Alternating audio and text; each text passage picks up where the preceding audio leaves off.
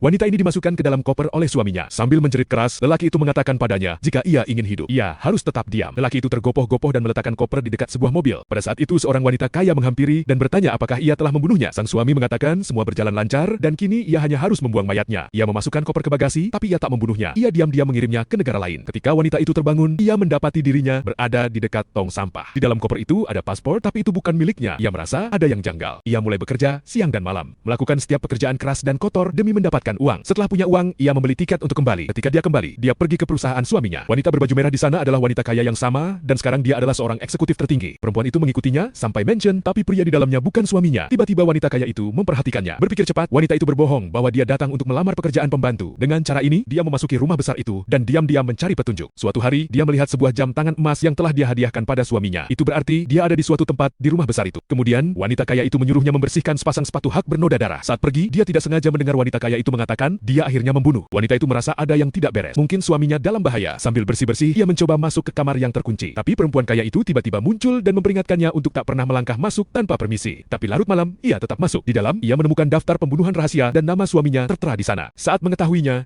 tiba-tiba lampu menyala. Perempuan kaya itu mengawasinya sedari tadi. Ketika ia mengancamnya, perempuan itu mengungkapkan, ia sudah menelepon kepolisian. Tapi perempuan kaya itu hanya tertawa. Katanya ia mengendalikan semua orang dan menghancurkannya akan semudah membunuh seekor semut. Ia memanggil pacarnya untuk membunuh perempuan itu, tapi melihatnya ragu, ia memutuskan untuk melakukannya sendiri. Ketika perempuan itu terbangun lagi, seorang pria berdiri di depannya. Itu adalah suaminya. Ia mengungkapkan kebenaran. Ia telah memaksa dirinya untuk mengubah wajah dan identitasnya. Mengusirnya pergi adalah satu-satunya cara untuk melindunginya. Perusahaannya telah bangkrut tadi, dan wanita kaya itu telah mengambil alih segalanya yang menyebabkan semua ini. Pada akhirnya, wanita kaya itu ditangkap karena korupsi dan pembunuhan. Dan akhirnya, pasangan itu bisa hidup normal kembali. Sempatkan waktu 5 detik untuk like, subscribe, dan komentar. Aku akan sukses suatu hari nanti.